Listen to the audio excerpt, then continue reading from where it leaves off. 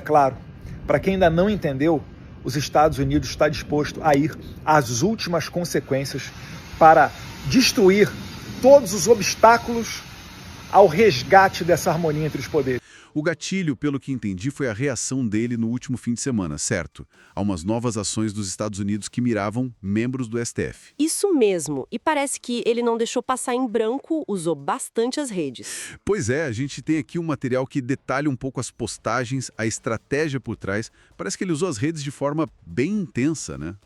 O que essa análise revela sobre o tom e o objetivo principal ali? Sim, olha, a análise aponta para um uso, assim, maciço mesmo das redes. O tom, descrito como bastante crítico, combativo até. Não foi só uma postagem ou outra. O objetivo, claro, segundo esse material que a gente está vendo, era duplo.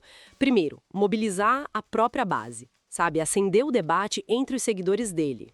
Entendi. E segundo, que talvez seja o ponto central, reafirmar a linha de oposição dele, que já é conhecida, contra as decisões e as ações dos ministros do STF. Entendi. Então foi mais do que só reagir a um fato externo, né? Foi pegar carona na situação para reforçar o que ele já pensa e fala aqui dentro. Exatamente. E a análise detalha como ele fez isso. A linguagem que ele usou, por exemplo, foi diferente do usual. Então, a fonte destaca que ele usou uma linguagem muito direta.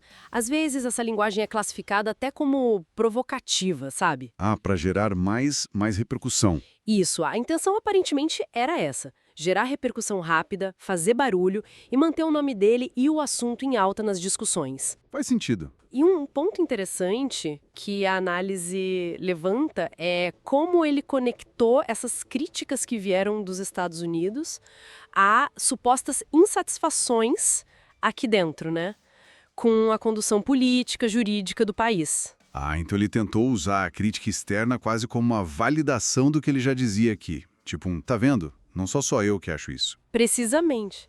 É o que a análise sugere que essa foi uma parte bem central da estratégia dele. Usar um evento internacional, né, como um pano de fundo para fortalecer a própria narrativa doméstica. Interessante essa tática. É descrito como uma tentativa clara de transformar um conflito institucional, que nesse caso envolve até outro país, em combustível, em energia para a base política dele aqui no Brasil. E funcionou. Quer dizer, essa estratégia de linguagem direta, de conectar com a política interna, a análise diz se deu resultado em termos de alcance, de engajamento? Olha, pelo que o material indica, sim.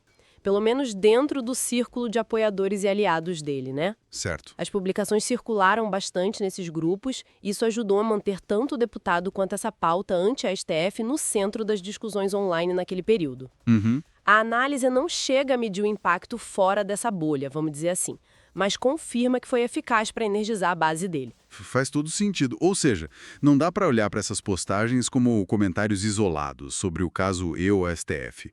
A análise coloca isso como mais uma peça num quebra-cabeça maior, né? Exatamente. Parte de um discurso contínuo, mais amplo, de confronto direto com o Supremo. Exatamente essa conclusão do material que a gente leu. Encaixa perfeitamente numa linha narrativa que ele, já vinha construindo e sustentando há bastante tempo.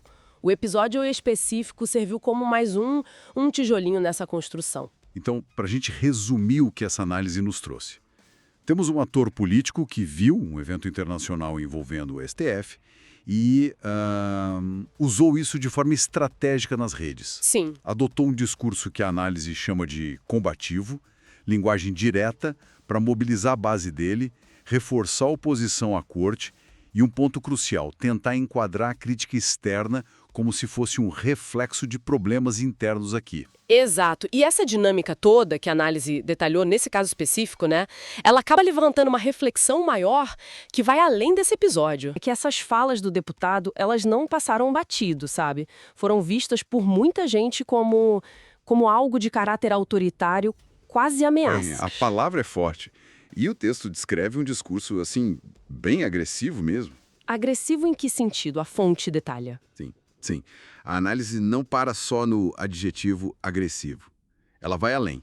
Diz que o deputado teria usado, insinuações, provocações que, na leitura da fonte, lembram táticas de intimidação. Intimidação? É. táticas que a fonte associa a grupos armados ilegais. Isso é um ponto bem pesado que o material levanta, né? Nossa. E a sugestão ali no texto é que poderia haver uma intenção assim, deliberada de intimidar opositores e, sabe, criar mais tensão política, jogar lenha na fogueira mesmo. E como é que isso bateu? Quer dizer, qual foi a repercussão, segundo a fonte? Teve reação? Teve, foi bem ampla, viu? O material fala de uma onda de críticas. E não foi só de um lugar, veio de vários setores da sociedade. Entendi. A percepção geral, pelo que o texto descreve, foi que essas falas eram um ataque direto às instituições democráticas aqui do Brasil. E a análise argumenta que esse tipo de retórica, né, acaba favorecendo o confronto, fecha a porta para o diálogo, basicamente. Então, a leitura da fonte aqui não foi só uma fala infeliz, um deslize, seria algo mais pensado. Exato. O texto levanta essa possibilidade, sim, de ser uma estratégia mesmo. Para quê? Para talvez mobilizar a base de apoio dele, aquela mais radicalizada, sabe? Faz sentido, dentro dessa lógica. E não é só uma interpretação solta. A fonte cita que especialistas em política fizeram alertas. Ah, é? E o que eles disseram? Segundo o material, eles apontam para o risco real desse tipo de discurso aprofundar ainda mais as divisões que a gente já tem na sociedade. E isso, claro, acaba enfraquecendo o ambiente democrático como um todo. E as redes sociais? Imagino que... Explodiram, né? Como sempre. A fonte menciona isso, debates super acalorados, aquela polarização toda que a gente conhece bem, apoiadores de um lado, críticos do outro, bem intenso. Olha, tem um outro ponto aqui no material que me chamou a atenção. A análise faz questão de dizer que esse episódio ele não é um caso isolado, certo? Correto, bem lembrado. A fonte sublinha isso. Diz que o deputado já teria usado um tom bem parecido em outras ocasiões. Ah, então não é a primeira vez. Não seria. Isso é apresentado no texto como algo que reforça uma imagem.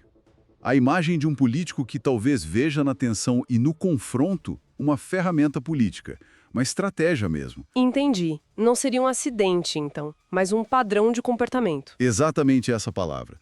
Um padrão. E se a gente junta isso com um quadro geral que a fonte está pintando, esse padrão, essa insistência nessa retórica mais agressiva, levanta umas questões bem sérias, né? Que tipo de questões? Sobre as táticas políticas que estão em jogo, claro. Mas, mais importante ainda, sobre o impacto disso tudo no debate público. Na saúde da nossa democracia, no fim das contas. A análise sugere que essa forma de fazer política pode, aos poucos, ir minando a confiança nas vias normais, sabe? De resolver conflitos. É um ponto bem central na avaliação do cenário que o texto apresenta. Certo. Então, para a gente amarrar o que essa análise nos trouxe hoje, o material que a gente viu, ele não destaca só o conteúdo, digamos, problemático das declarações recentes do Eduardo Bolsonaro. Não, vai além. Ele enfatiza também o padrão de comportamento e as possíveis consequências disso para o clima democrático no Brasil. A gravidade, então, segundo a fonte, estaria tanto no que foi dito quanto nessa repetição da abordagem. Perfeito. É a combinação dos dois que acende o alerta no texto. E diante dessa análise toda que o material trouxe, fica uma coisa para a gente pensar, né? Qual será o efeito disso a longo prazo? Esse tipo de discurso repetido, como ele afeta a percepção das pessoas sobre o que é aceitável ou não na política e na confiança nas nossas instituições. É uma reflexão importante que a fonte nos provoca a fazer, sem dúvida. Algo para a gente continuar acompanhando.